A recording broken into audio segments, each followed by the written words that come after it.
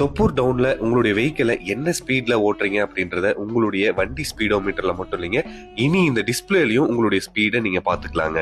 Speed enforcement system மூலயமா இங்க இருக்கக்கூடிய கேமரா மூலயமா தொப்பூர் டவுன்ல நீங்க என்ன ஸ்பீட்ல வரீங்க அப்படின்றத கால்குலேஷன் பண்ணி வைஃபை த்ரூவா இங்க இருக்கக்கூடிய டிஸ்பிளேல உங்களுடைய வெஹிக்கிள் நம்பரும் உங்களுடைய வெஹிக்கிள் என்ன ஸ்பீட்ல போதும் அப்படின்றதும் இங்க டிஸ்பிளேல ஷோ ஆகுறது மட்டும் இல்லாம இங்க இருக்கக்கூடிய சர்வர்ல ஸ்டோரும் ஆக ஆரம்பிச்சிருங்க. இன்கேஸ் தொப்பூர்ல ஆக்சிடென்ட் நடக்குது அப்படின்னா ஆக்சிடென்ட் ஆன வெஹிக்கிள் என்ன ஸ்பீட்ல தொப்பூர் டவுன்ல டிராவல் பண்ணுச்சு அப்படின்றத இந்த டேட்டா மூலமா நம்ம பாத்துக்கலாங்க. அது மட்டும் இல்லாம இந்த டேட்டா யூஸ் பண்ணி தொப்பூர் டவுன்ல குறிப்பிட்ட ஸ்பீடை விட அதிகமா ஒரு வெஹிக்கிள் டிராவல் பண்றாங்க அப்படின்னா அவங்களுக்கு ஆர்டிஓவோ இல்ல டிராபிக் போலீஸோ ஸ்பீட் வயலேஷனுக்கான பெனால்டி இம்போஸ் பண்றதுக்கான சான்சஸும் நிறையவே இருக்குங்க.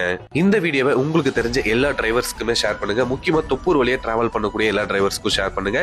ஒவ்வொரு டிரைவர்ஸும் தொப்பூர் டவுன்ல ஸ்லோவா டிரைவ் பண்றாங்க அப்படின்னா அவங்க பெனால்டில இருந்து மட்டும் தப்பிக்கிறது இல்லாம விபத்துல இருந்து தப்பிக்கிறதுக்கான வாய்ப்புகளும் நிறையவே இருக்குங்க.